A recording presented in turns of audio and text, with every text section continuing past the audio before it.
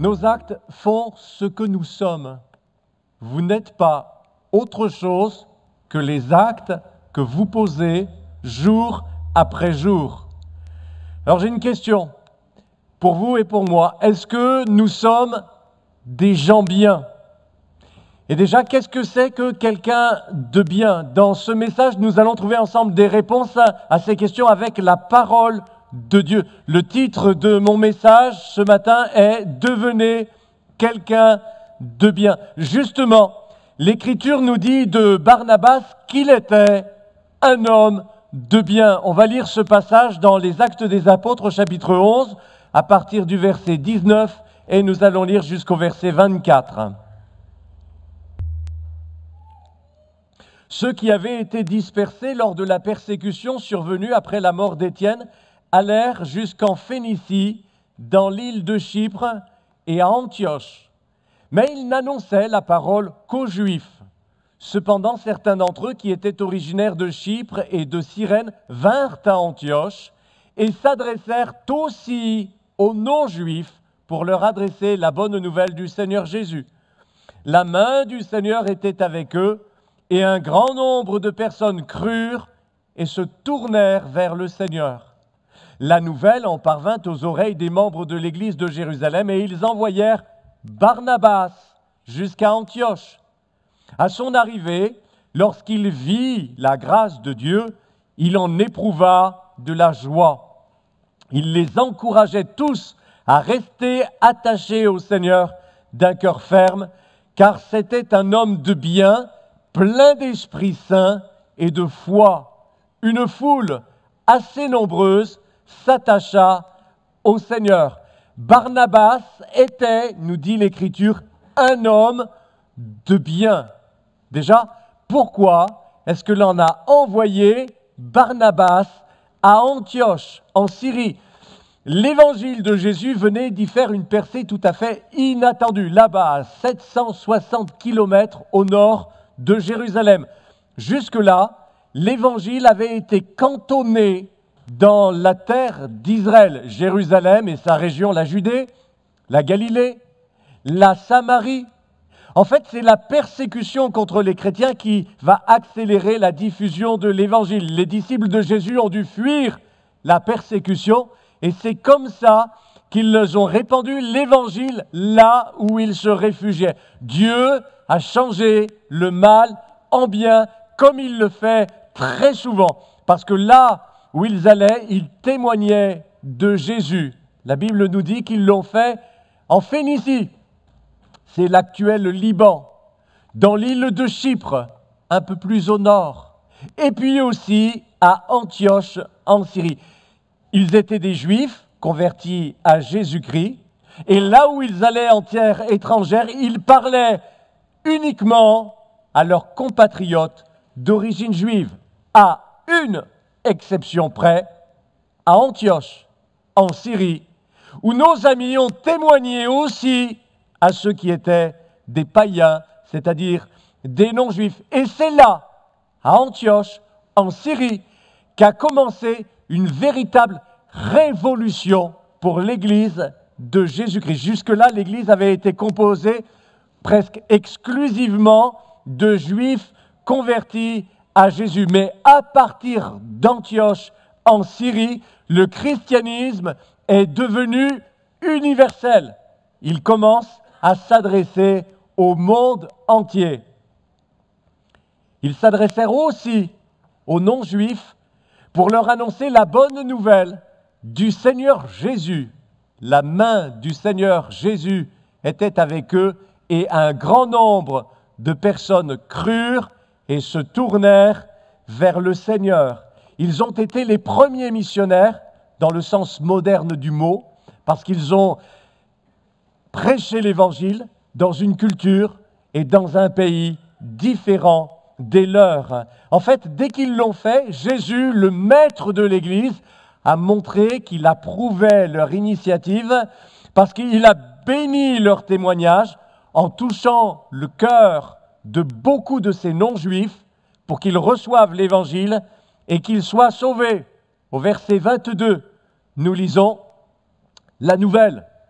en parvint aux oreilles des membres de l'église de Jérusalem, et ils envoyèrent Barnabas jusqu'à Antioche. Pourquoi est-ce que l'on a envoyé Barnabas à Antioche? Pour plusieurs raisons. D'abord, pour voir ce qui s'y passait.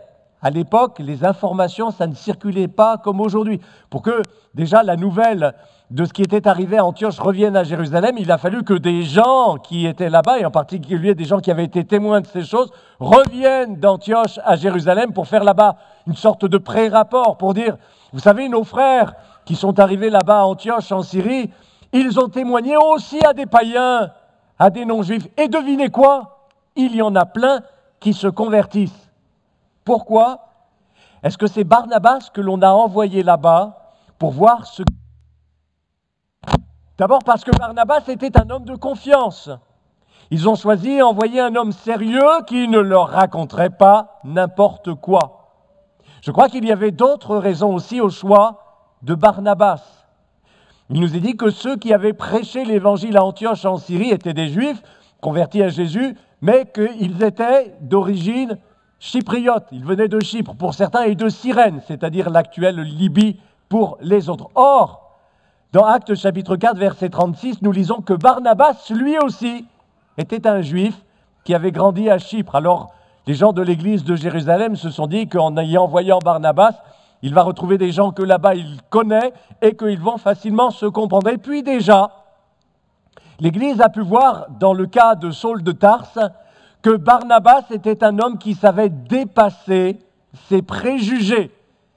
Volontairement, ils n'ont pas envoyé à Antioche quelqu'un qui reviendrait à Jérusalem très rapidement avec un rapport négatif presque écrit à l'avance, dans le genre « moi, j'ai été là-bas ». Et c'est bien ce qu'on pensait. D'Antioche, il ne peut venir rien de bon. En envoyant Barnabas à Antioche, les apôtres ont volontairement choisi quelqu'un d'ouvert, bonne pioche.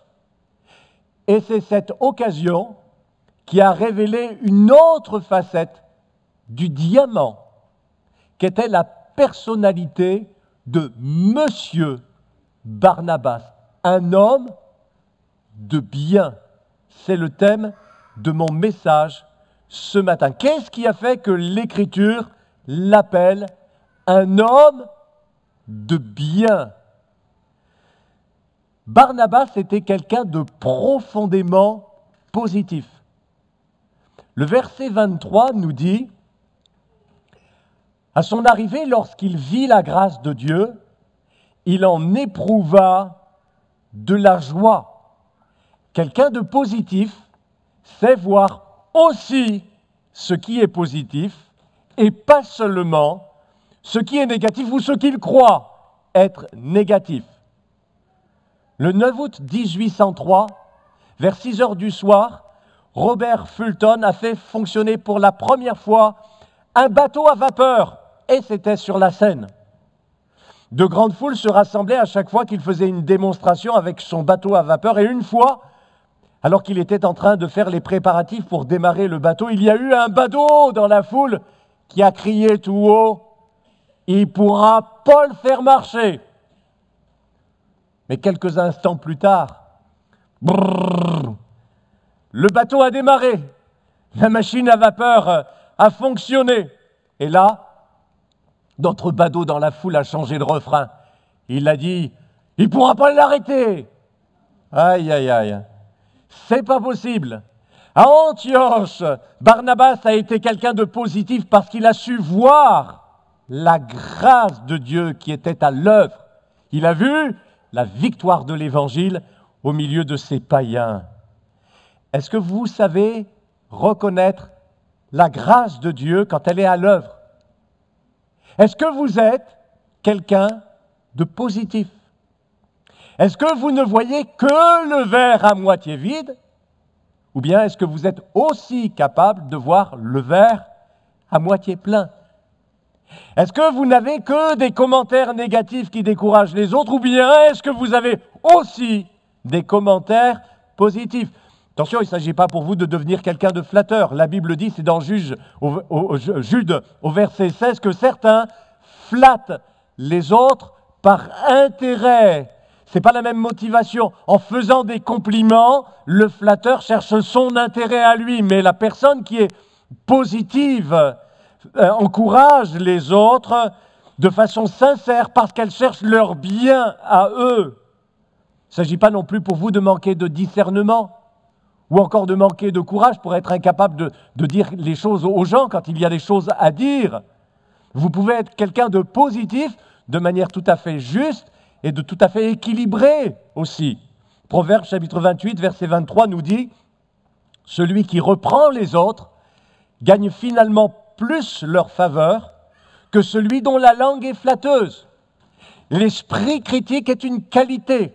Nos professeurs nous l'ont dit à l'école. Mais l'esprit de critique, ça c'est autre chose. C'est une plaie. La critique incessante est destructrice. Il faut savoir dire les choses, bien sûr, mais il y a l'art et la manière.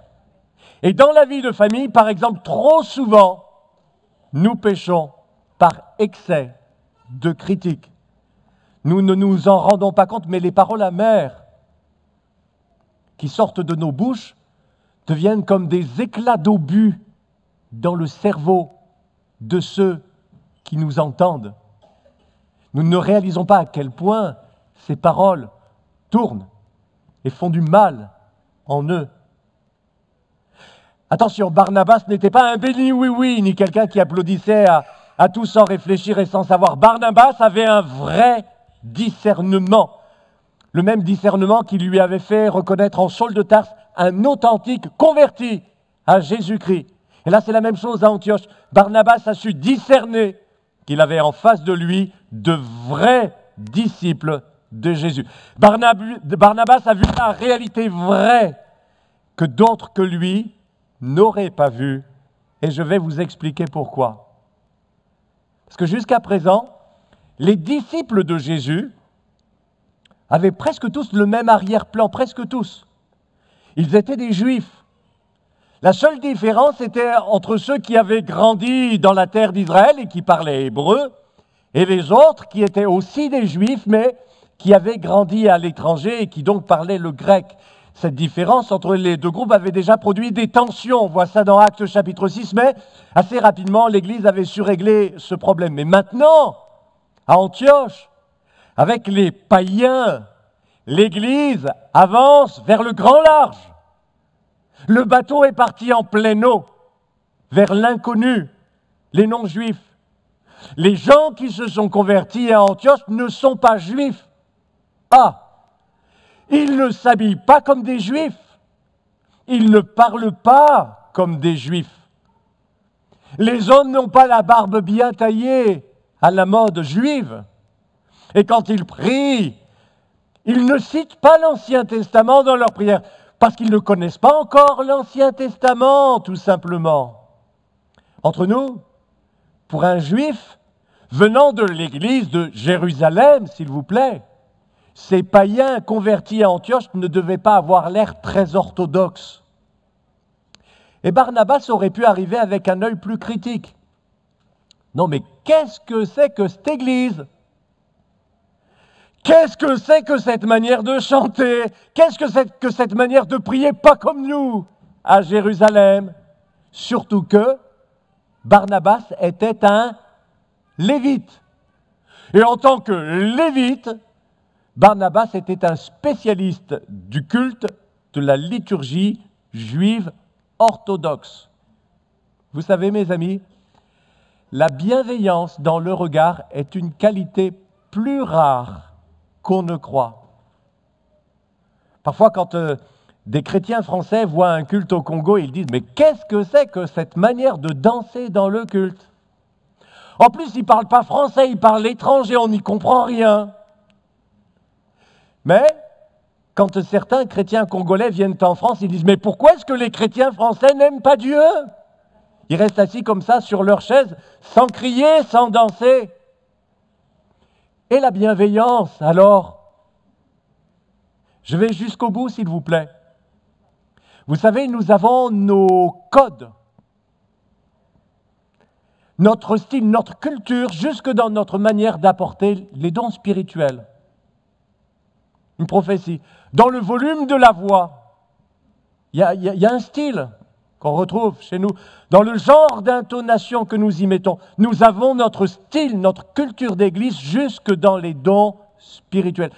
Tout ça est dépendant de nos habitudes, bien souvent, de ce qu'on a vu faire et qu'on répète inconsciemment. Mais le plus souvent, nos jugements dépendent surtout de notre manière de comprendre la Bible et pas de la Bible elle-même directement. Je vais prendre un exemple pour vous l'expliquer avec nos frères et sœurs africains qui souffrent parfois des cultes à l'européenne, qu'ils trouvent morts et qui nous jugent eux aussi. Voyez-vous, l'Ancien Testament parle beaucoup de la danse dans le culte. David dansait, c'était un grand roi, il s'est levé pour danser. Mais le Nouveau Testament n'en dit pas un mot, parce que déjà, on était dans une culture différente. Donc, le fait de danser ou de ne pas danser dans un culte, ça n'est pas une question de doctrine, ça n'a rien à voir avec la doctrine, ni dans un sens, ni dans l'autre. Mes amis, vous devez faire la différence entre le fond et la forme. Barnabas a vu la grâce de Dieu. Il ne s'est pas arrêté aux habits.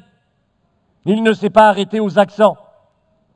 Il n'a pas regardé au fait de savoir si on faisait tout comme lui, il avait été habitué dans son église à Jérusalem. Il a vu la grâce de Dieu. Il a vu des païens, mais il a vu des païens convertis à Jésus. Je suis désolé, mais je suis sûr et certain que d'autres, Barnabas, n'auraient pas vu ce que Barnabas a vu. D'autres, des chrétiens, arrivant à Antioche, auraient froncé les sourcils. Et ils auraient dit, ouais, ces conversions-là à Antioche, c'est un peu léger tout ça, ça se voit d'ailleurs. On ne dirait pas des vrais disciples de Jésus, non. On ne dirait pas ce à quoi vous êtes habitués. C'est tout. C'est autre chose. Alors, pour que ce soit clair, je ne suis pas pour la provocation, absolument pas. Je suis contre ce qui choque inutilement les autres. Comme ça, c'est dit. Pour autant, vous qui croyez en Jésus-Christ, soyez quelqu'un de positif, quelqu'un qui sait voir le bien chez les autres, quelqu'un qui ne s'arrête pas à la forme, mais qui voit d'abord le fond. Question, qu'est-ce qui faisait de Barnabas quelqu'un de bien?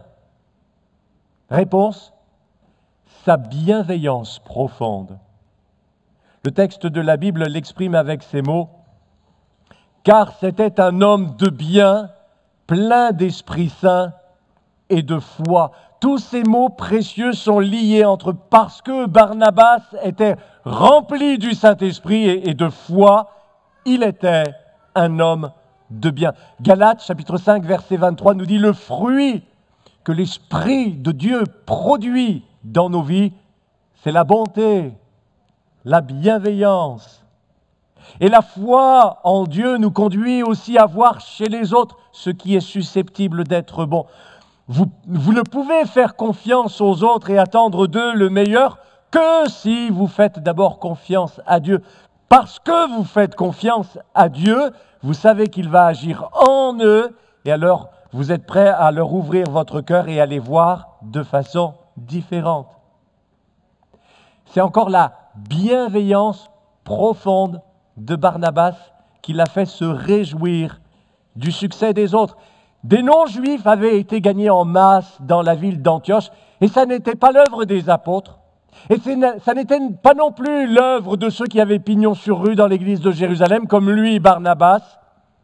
Non, c'était d'autres qui les avaient gagnés au Seigneur.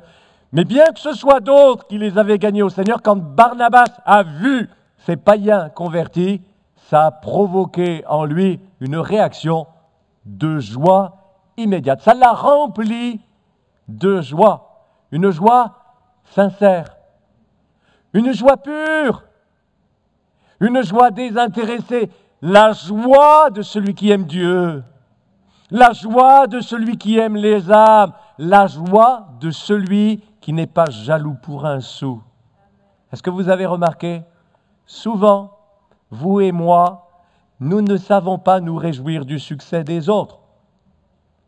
Ouais, l'Église a fait des baptêmes, mais parmi eux, il n'y en a aucun qui a vécu une grande guérison miraculeuse comme moi. Et alors? L'Église d'à côté grandit. Ouais, mais ce ne sont pas des chrétiens profonds, ça se voit. Et puis ce sont des latinos, c'est trop facile. La bienveillance vous fait vous réjouir du succès des autres sans les minimiser, sans les mépriser, les déprécier pour vous rehausser à vos propres yeux. Bof, j'aurais fait mieux qu'elle. Ça, c'est pas sûr. Faut voir.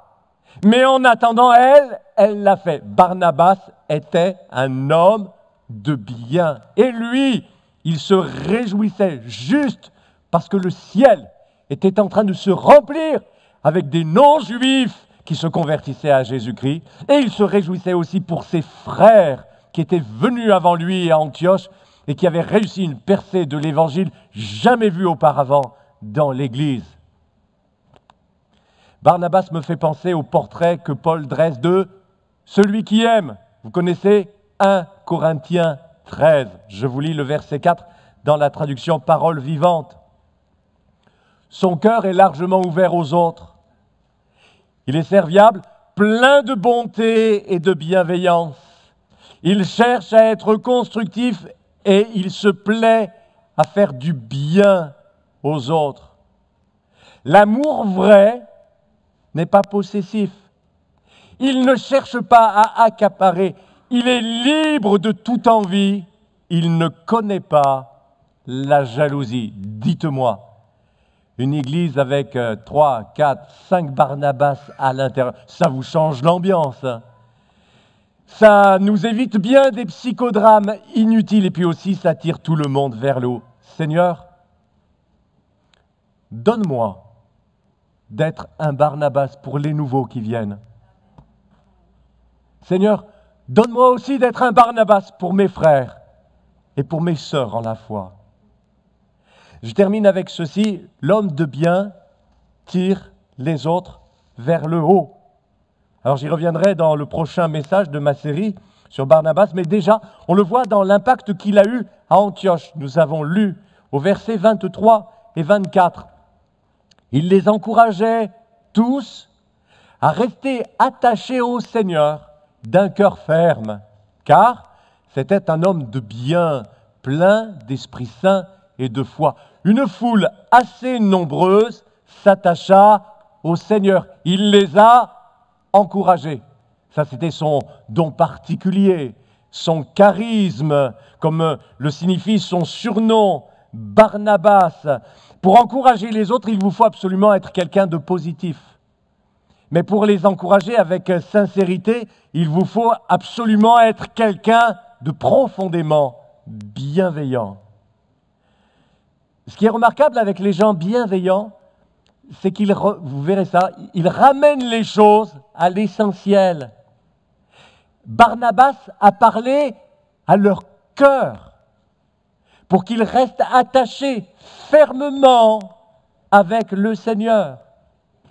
Notez bien que leur cœur soit attaché au Seigneur et pas à une culture d'église ou à une autre, celle de Jérusalem ou d'ailleurs. Si vous êtes quelqu'un de bien, quand vous parlerez aux autres, dans votre famille ou ailleurs, vous ramènerez les choses à l'essentiel. Si vous voyez votre ami faire une erreur, vous le lui direz franchement, vous lui dites, tu t'es planté mon ami, pour telle et telle raison. Mais si vous voyez ce même ami se faire du souci pour rien, peut-être s'accuser pour rien, se sentir coupable pour rien, vous le rassurez. Vous lui direz, tu as fait ce choix pour des motifs valables, des motifs nobles. Tu ne dois pas te sentir coupable. Dieu voit ton cœur et tes actes sont en accord avec la vérité, avec la parole de Dieu. Vous savez, vous n'imaginez pas le bien que vous faites quand vous prononcez comme cela des paroles positives des paroles bienveillantes, comme vous faites du bien. À Antioche, après l'arrivée de Barnabas, notre texte termine en disant « Une foule assez nombreuse s'attacha au Seigneur. » Leur église a grandi rapidement. Elle était rayonnante, attractive. En même temps, attention, c'était une église vraie, profonde, authentique. Elle était attachée au Seigneur. Mais c'est tout ce qui compte. Le verset 25 nous dit que Barnabas et Saul ont enseigné l'église d'Antioche. Et le verset 26 nous dit que c'est à Antioche que pour la première fois, les disciples furent appelés chrétiens. Une église en terre païenne, mais qui parlait le langage des gens qui vivaient autour d'eux. Alors, à Barnabas, quand les chrétiens témoignaient de Jésus, ils ne disaient pas le Messie Yeshua comme à Jérusalem, mais ils disaient le Christ, Jésus, en grec, comme les gens de la ville pouvaient le comprendre. Alors, comme ils disaient toujours le Christ Jésus, c'est là qu'on les a appelés pour la première fois les chrétiens. Vous savez, ce n'est pas un hasard si c'est à Antioche que pour la première fois, les disciples ont été appelés chrétiens. C'est qu'avec Barnabas, ils avaient un pasteur comme ça. Hein. Une église bien dans sa ville et bien dans son temps. Et les gens de la ville sont venus nombreux se convertir dans cette belle église d'Antioche, une église différente de celle de l'église de Jérusalem, mais une église attachée à Dieu. Et nous aussi, nous voulons être une église bien dans notre ville, bien dans notre temps, mais d'abord une église attachée à Dieu, d'un cœur fermement ancré dans le Seigneur, parce qu'il n'y a que ça qui soit important. Il n'y a que ça qui compte. Une église qui annonce le Christ Jésus. Une église qui amène les gens à s'attacher à lui de tout leur cœur. La bienveillance profonde de Barnabas est une qualité indispensable aux missionnaires. Évidemment, la bienveillance profonde de Barnabas est une qualité indispensable à ceux qui, il y en a au milieu de nous, qui ont un poste à responsabilité. Si vous voulez diriger les autres, mais si vous voulez aussi les influencer, vous devez connecter avec eux. Et pour connecter avec eux, il faut que vous le regardiez avec bienveillance. Barnabas avait ces qualités et il savait développer les gens qui étaient sous sa responsabilité. Et c'est ainsi aussi qu'il va devenir d'ailleurs un très grand missionnaire et un apôtre avec Paul. Quand vous voyagez ou quand vous entendez une prédication, alors soyez très exigeants sur le fond, mais bienveillants sur la forme. Écoutez, Dieu a sur chacun d'entre vous un regard profondément bienveillant. Dieu vous aime. Et si vous êtes venu à Jésus-Christ, quand il vous regarde, à travers le sang de Jésus, il ne regarde plus vos péchés, il ne les voit même plus. Comme dit le vieux chant, je suis revêtu du vêtement de sa justice. Et Jésus vit en moi. Je suis revêtu du précieux sang du Seigneur Jésus. Et il vit en moi. Quel bonheur de savoir combien je suis aimé dans les cieux. Et que Dieu me donne un sauveur. Quand il me regarde, il ne voit plus ce que j'étais, mais il voit Jésus. Jésus, Dieu ne voit plus vos péchés. Il les a jetés au fond de la mer. C'est lavé. Ça n'existe plus. C'est lavé. Tout a disparu. Dieu vous regarde à travers le filtre du sang de Jésus. Et à travers le sang de Jésus, Dieu vous voit pur, comme le dit l'Écriture, étant rendu juste aux yeux de Dieu par la foi. Nous avons la paix avec Dieu par Jésus-Christ, notre Seigneur. Alors, à votre tour, oui, maintenant, vous pouvez, vous devez devenir des gens de bien, des personnes profondément bonnes pour les autres. Regardez vos enfants comme Dieu vous regarde. Parlons-leur comme Dieu nous parle. Et faisons pareil avec notre conjoint aussi. Arrêtons le jeu de chercher les 7 erreurs. Arrêtons d'être de véritables têtes chercheuses, comme on dit, de fautes. Ne figez pas par vos paroles les gens qui vous entourent dans une image négative d'eux-mêmes. Et après avoir appris ces choses, ces belles leçons avec vos proches, vivez-les aussi avec votre Église, vivons-le tous ensemble. Tirez les autres vers le haut. Devenez quelqu'un de bien. Devenez quelqu'un de foncièrement positif, quelqu'un de foncièrement bienveillant. Alors, vous saurez aller à l'essentiel sans vous perdre dans les détails inutiles. Vous connecterez avec les autres parce que vous parlerez à leur cœur. Vous les rapprocherez du Seigneur parce que vous lui ressemblerez de plus en plus. Vous ferez grandir les autres et en même temps vous-même, vous grandirez de plus en plus et de mieux en mieux. Que le Seigneur nous bénisse. Gloire à Dieu. Merci de nous avoir suivis sur notre chaîne YouTube. Vous avez aimé cette vidéo? Alors je vous invite à mettre un pouce bleu ainsi qu'à vous abonner. La vision de notre Église, c'est le salut en Jésus, car lui seul sauve. Alors si vous souhaitez en savoir plus ou si vous avez des questions, contactez-nous par mail ou sur notre site www.eglisaalana.fr. Pour assurer sa mission, l'Église fonctionne par la générosité de ses membres. Vous avez la possibilité de nous soutenir par vos dons en cliquant sur le lien qui se trouve dans la description de cette vidéo. À très bientôt et que Dieu vous bénisse.